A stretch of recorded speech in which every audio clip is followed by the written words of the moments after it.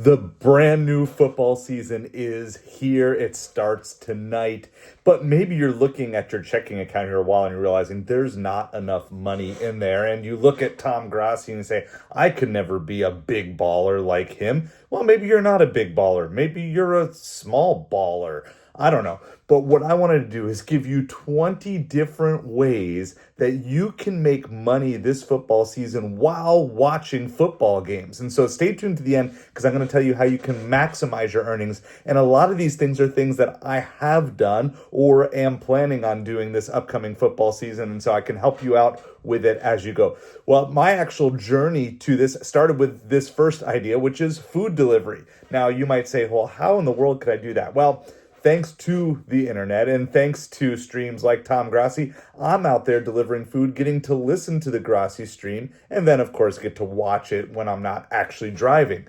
But one of the best times to do food delivery is right before and during football games because people don't want to leave their TVs, and so they're willing to pay a little bit extra to get that food delivered to you. So even if it's something that you don't really want to do as a full-time thing, there's a lot of times you could go out for a football game, make an extra $25, $30, $50 just by delivering some food, and you're still getting to enjoy being in the moment. In fact, I'll even go out delivering in my football jersey because you get to meet other football fans. It's kind of a fun way to enjoy that. So I'll just run Grossi's stream in the background and then go from there. Second thing you can do is this. If your local card shop is open on game day, go to it and search through those dollar boxes and 50-cent boxes and $2 boxes. Look for cards of players who are having breakout games and breakout seasons and find them and buy them before everybody else catches on. Now, the next thing is, let's say you already have some cards like that. Well, you could actually go live on Whatnot and do live Whatnot sales, capitalizing on the peaks of interest. Because when players are hot, that is when the buying interest is at an all-time high. And so what you can do is you can say, hey, look, I've got this stack of Justin Jefferson cards, and Justin Jefferson just went off for 150 yards and 3 touchdowns. I'm going to go ahead and go on Whatnot live right now, and I'm going to get a little bit of an extra premium. Now, of course, the bigger following you have, the more you're going to be able to generate an income in these things. But even for lesser known players that are just having a breakout day, it's a great way to say, hey, you know what? I've got a bunch of cards that are probably just common sitting around, but maybe I can sell them off for $1 a piece right now due to an interest spike in this player or this team because of how they did on the game. I recently did my first set of Whatnot sales, and it's certainly a learning curve if you've never done it, but I was able to successfully sell through some things once I learned what people were looking for. And let me just give you the very basic tips. If you never sold anything on Whatnot, people are looking for players. They're looking for players, not so much cool types of cards. They want to find cool cards of cool players. But even base cards of popular players will tend to sell really fast. So just find the names that are in high demand, find them from your collection, get them up, get them sold off quickly. Next thing you can do that involves kind of not being and sitting at, on your couch watching TVs, go out thrift store hunting. Hunt for vintage NFL gear or memorabilia. I actually am dropping a video later today showing some vintage sports shirts that I found at the thrift store earlier today. And so this actual Dan Marino jersey, it's a stitched Dan Marino jersey. It's the NFL throwback collection. It's really nice. I got this from a thrift store years ago. You never know what sort of treasures are going to be out there. And again, same thing that you can do with food delivery. Just throw your earbuds in your ear and listen along and go out there, see what sort of treasures that you can find. And don't just forget, it's not just the clothing section. You can also look through all the different areas of the thrift store to find really cool stuff. And I promise you, if you go out there hunting enough, you're going to find some fun things. The last thing is specific to those of you that are near NFL stadiums, but you could literally work on trying to build some sort of income revenue that is based off of your geographical advantage. So if you're near an NFL stadium, research what's required to sell food, drinks, merchandise. You could even take those vintage thrift store finds and try to sell them outside the stadium. You might be able to cash in on the foot traffic around the event. Or again, if you're in Green Bay, I think you can even let people park in your yard for $20 or something like that. All right, so those are all things that involve actually getting out. It's a little bit more like, okay, you got to do some work. You're not sitting watching the game. But there's other things that you can do from home. as you're doing this. And so the next category is YouTube and other streaming services that you could do. So first thing is this, you can go live during the game. Yes, you may not be a big baller, you may be a little baller, but you could still go live during the game. I believe that in this creator economy, we need more voices, not less. And it is great what Tom Grossi has done for this community, but it should also be an inspiration for you to say, hey, I can do the same thing. And you may never have as big of a following as he does, but you certainly can find a group of people who are going to totally vibe with you. And you might want to look up the people who are streaming for the team you love. And you might say, hey, look, there's really no streamer for the team that I love that I can really connect with. And so maybe you can bring something a little bit different to the table. And that's what I would encourage you to do, is bring some new angle to the table, something that's a little bit different. So last year when I was doing football streaming, I was doing it with food delivery. It was a different type of combination, and it certainly was unique then versus just sitting and watching people stare and watch a game. It's a little bit of a different interacting thing. There's pros and there's cons to it, but you probably have something very unique that you could bring to it. The second thing is this regarding YouTube is maybe you don't want to go live, but you could still do very quick reaction videos. So in other words, instead of being live, you could still step in front of the camera, but you could record it, make sure you get it to sound the way that you want, either as a short or long form, either way. Do very minimal editing, especially if you're just getting started, and just give your take like, hey, the coach made the bad call. This wasn't the way it was supposed to be. Once again, the Miami Dolphins are tanking their season in week 1. Whatever it needs to be for you, you can go in and quickly make a reaction. And that's one of the things that you have the advantage of as a small creator with a minimal following, is you don't have to worry about whether or not everybody agrees with you. You just be first. Just be the first one to have a reaction video out. And you don't have to have this big team to do all these things. Quickly put out your reactions. This is what it's like. And if you put out 2, 3, 4 reactions throughout the game on game day, it's essentially like a vlog that you're doing with little clips, and it's going to allow people to find you and your channel. Another thing that you can do regarding your YouTube is just work on your future content. So you can start scripting things out. Maybe you do some form of a power rankings. You could start working on that as you go through. Even if your channel isn't sports-based, you can still work on studying what other streamers are doing. So that way, the next time you go live, you can learn things. And so take advantage of this, whether you're watching Grossi or other streamers, and just see, okay, how do they present? What do I like about it? What don't I like? What are things that I can take in? Just work on yourself and becoming a better content creator as you do. Okay, the next thing you can do is brainstorm some fresh takes. And so taking those ideas of how to become a better creator, but come up with something like unique. And these are just ideas off the top of my head. I don't know if people are doing these things or not, but they sounded like at least somewhat unique. For example, you could power rank the power ranking sites, right? Instead of making your own power rankings, because everybody does that, you could power rank and say, okay, based on these are the most to least trustworthy sites that are available out there. Or you could grade the fantasy experts based on their actual performance. So you could look at it and say, okay, who are the top 3 players that each of these fantasy websites recommended this week, and then evaluate if they got it right or if they got it wrong. Help people make a determination what sort of services they might want to use. Do a deep dive into a player who's a rookie, who's maybe a guy who's had a tough thing at life, or maybe some star from the past that nobody really talks about anymore. You know, maybe there's somebody from your team that you're like, man, I wish that people knew and did that. So start doing a deep dive and do some research and start putting together what maybe a unique perspective on that player would be. Because I'm sure there are other fans out there just like you who feel like, oh my goodness, nobody ever talks about this guy anymore, even though he was a key part of my childhood or of my rooting for this team in the past. You could put together game day recipes. What are your favorite foods? You know, if you've got skills that are adjacent to a football game day, like, okay, how do you set up a perfect football day party? What are the best foods that you like to do? What are a twist on an old classic favorite food that people like to do? Like, yeah, you do nachos, but I put ribs in my nachos, or I put nachos in my ribs, or whatever you do.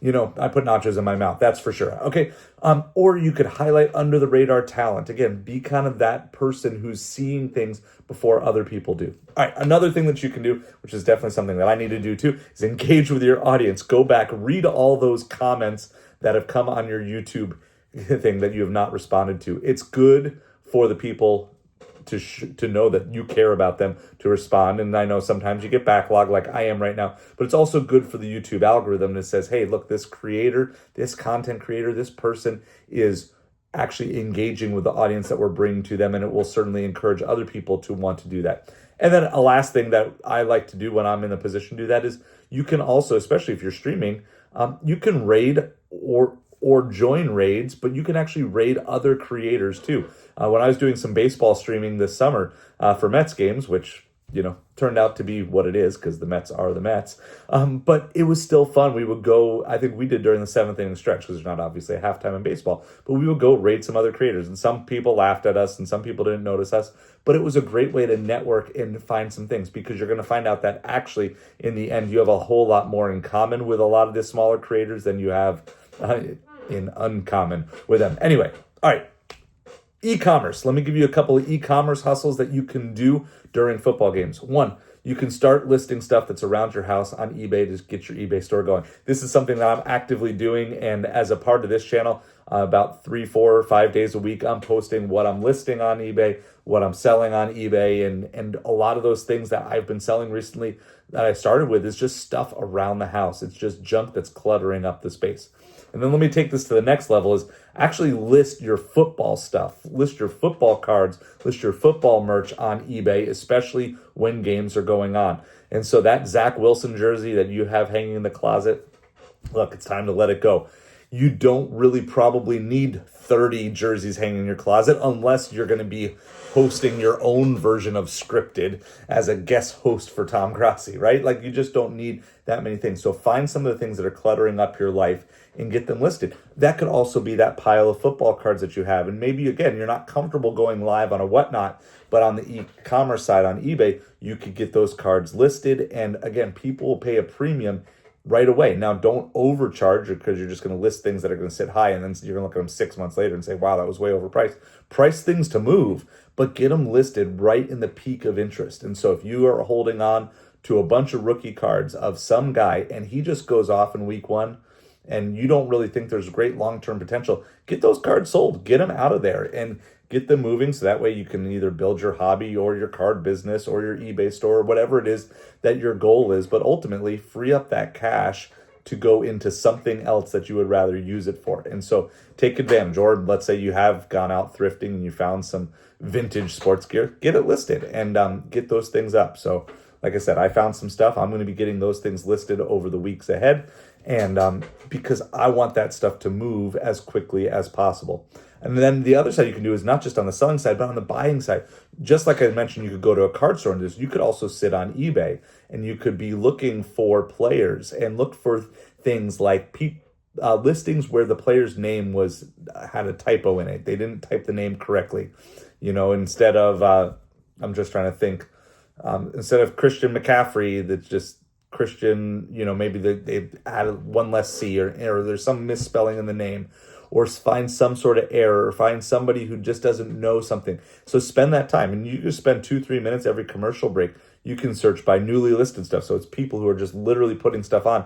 Maybe you'll find someone who made a mistake on a bad price, or again, a typo or something like that, or just a player who's going off. I remember a couple years ago, I did this with James Outman was with the Los Angeles Dodgers, and he just had like a great start to his career the first couple weeks. And so that he had I think a multi-home run game or something like that. And I went out and I bought, he didn't have many cards out at the time. So I bought all of his cards that were available on eBay. I had them at my house within 3 days.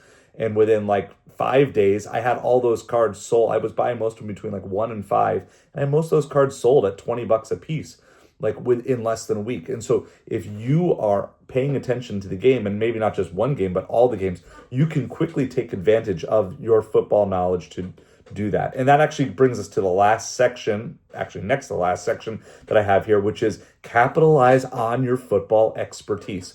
There's a bunch of things that I think that you could do depending on where your knowledge level lies. And again, I'm just going to give you some of the ideas here. This is definitely not an exhaustive list, but these are a few things. First of all, you could create waiver wire lists for fantasy football.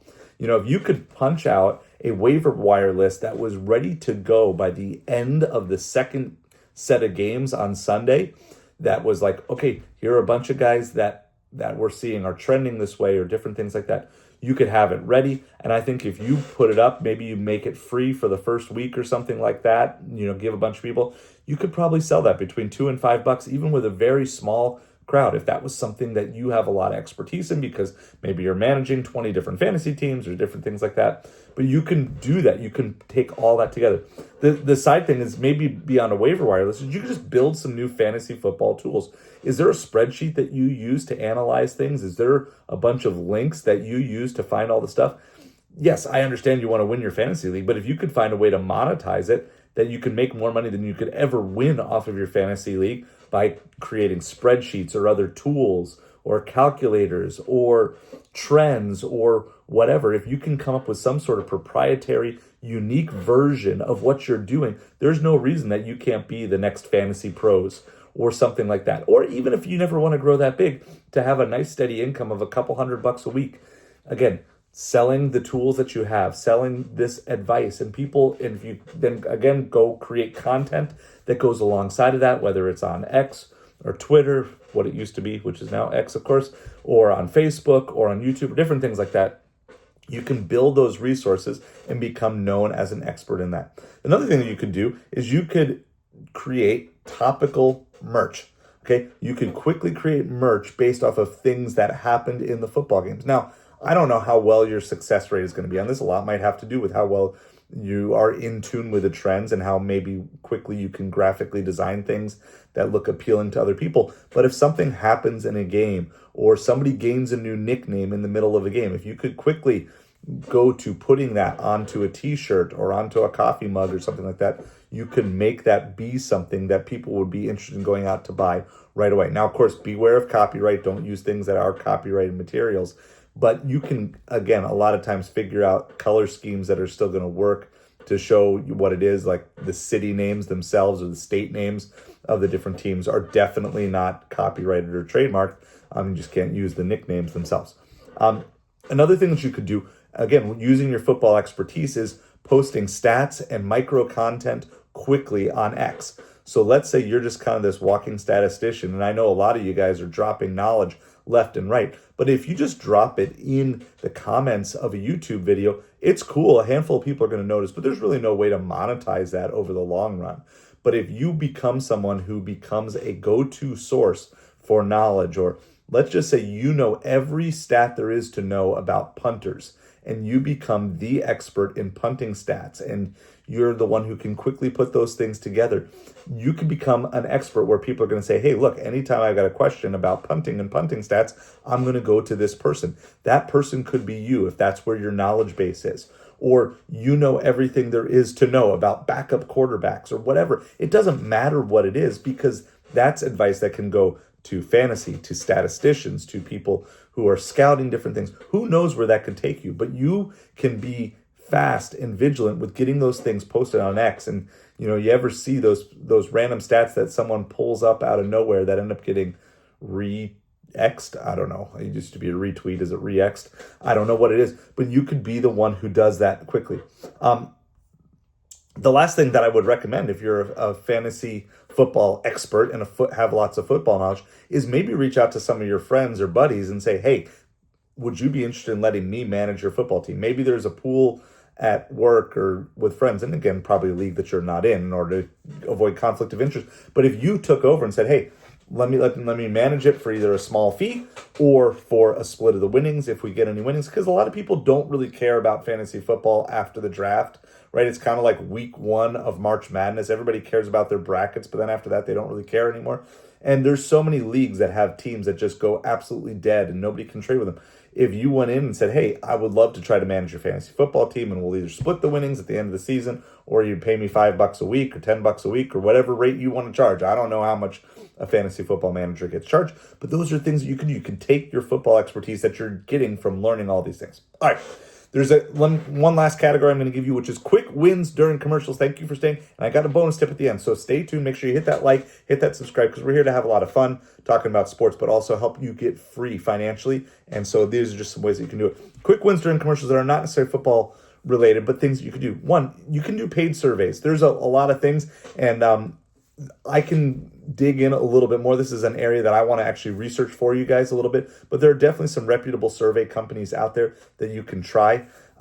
And so I want to encourage you, like, hey, if you can find or just apply for some different surveys, maybe you can answer some survey questions, earn 10, 15, 20 bucks. Again, do a little bit of research, and I can also help with that. Let me know down in the comments below if you want to know more about that. But just do some research and maybe you can complete some surveys. You can plan your week. Okay, I know this sounds really kind of silly, but a lot of times if you're watching football, like by the time it gets to 10 o'clock or 11 o'clock, depending on what time zone you're in, you're zonked. But if you use the time in between the commercial breaks, the halftime breaks, to actually plan your week and say, hey, this is something that I need to make sure I get done. That way you have an efficient plan. You haven't given up any of your football watching time. You're just using the commercials a little more wisely. Next thing you can do is do some micro learning.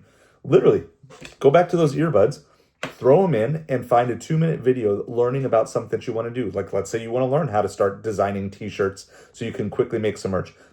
Watch a whole bunch of videos during the commercial breaks. Use that time, those breaks when you're usually just doing nothing, to actually learn something, learn a skill that can help you make money as you go forward in those things. And this last one is just in honor of my mom, who's no longer with us, but she would just say, clean the house. Clean the house during those commercial breaks. Get up for 2 minutes and throw the dishes in the dishwasher. The next commercial break, get up, sweep the floors really quick. Do those things. Do a whole bunch of micro clean tests. Look, you're not going to really make any money except maybe a clear head, but that's just a shout out to my mom for doing that. All right. So I'm going to link some different videos that might help you for some of these different areas down in the comments below, as well as in the description below. Some things regarding YouTube and helping you going on there and eBay and different things like that. So please check those out if there are any of those areas that help you. And please ask comments, ask questions and leave any comments about different things. If you have any other ways that you actually make money during football games, I would love to know. But here's the bonus tip. To maximize your earnings, you want to stack it up. You want to find ways, if possible, to do more than one thing at a time. This is where the YouTube streaming, in my opinion, is so powerful, because you can YouTube stream and do something else. Like I've done on this channel, I YouTube stream and deliver food, or YouTube stream and list on eBay at the same time and watch football, right? So I'm doing multiple things. And so, yeah, I'm not making a ton of money on YouTube, right? I'm not a big baller on YouTube. I make between $1 to $2 a day, but guess what? That's still 2 to 4 times more than what I made when I first was monetized on YouTube, as I'm slowly building. And the way YouTube works is you build slow, and then all of a sudden you're an overnight success 7, 8, 9 years later. And so if you can stack those sorts of things, find something that works. Like I said, for example, you could go source the card shop during the first game while you're watching football, source the card shop, and during the second game, run your whatnot stream or list those cards on eBay. And so you can stack these things together, or you can stream yourself while you're sourcing at the card shop, or you could do a behind the scenes of your whatnot stream on YouTube, or you link those things together. So you can build all those things together. So there's a bunch of different things that you can do to maximize your earnings, where you don't have to give up watching football this season, but at the same time, you can still make progress towards your financial goals. And I hope this is super helpful to you and is a great resource that you can come back time and time again. And while I can still say it, well, at least the Miami Dolphins are still undefeated for this season.